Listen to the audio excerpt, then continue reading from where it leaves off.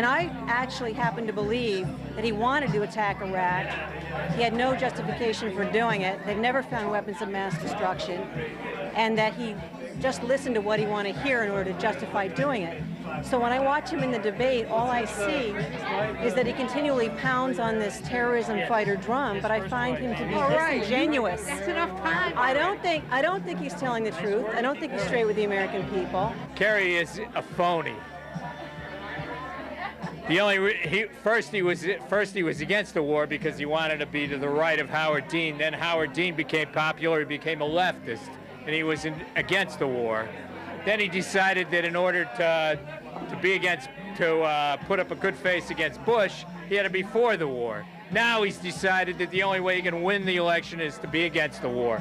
He's a total phony. I think that Kerry tonight illustrated something that's absolutely crucial, that Bush misled the American public.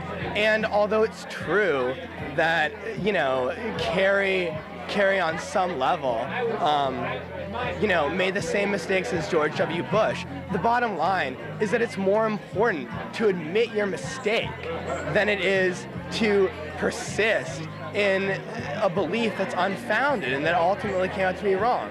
I personally would rather have as my president someone who reevaluates the issues constantly. And if that entails changing your mind from time to time, fine. I didn't change my mind at all. I'm a Kerry supporter.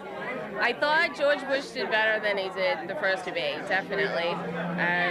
He seemed a little bit more prepared, but didn't sway me at all. I felt, as far as both of the candidates are concerned, how they did against undecided voters, I think the undecided voters are still undecided.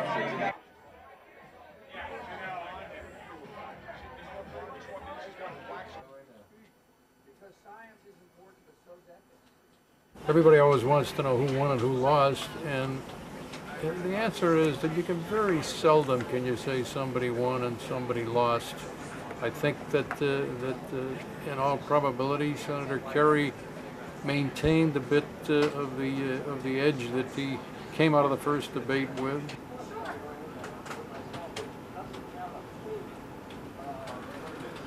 I would not look for a major breakthrough change in the debate next Wednesday night in Tempe, Arizona, which is supposed to deal with domestic policy, although I'll be very surprised if it doesn't somehow turn into a further discussion of the war in Iraq, which seems to be, question one, and which, in my judgment, ought to be question one if you're holding a campaign and election in the middle of a war. Because science is important, but so is ethics. So is balance.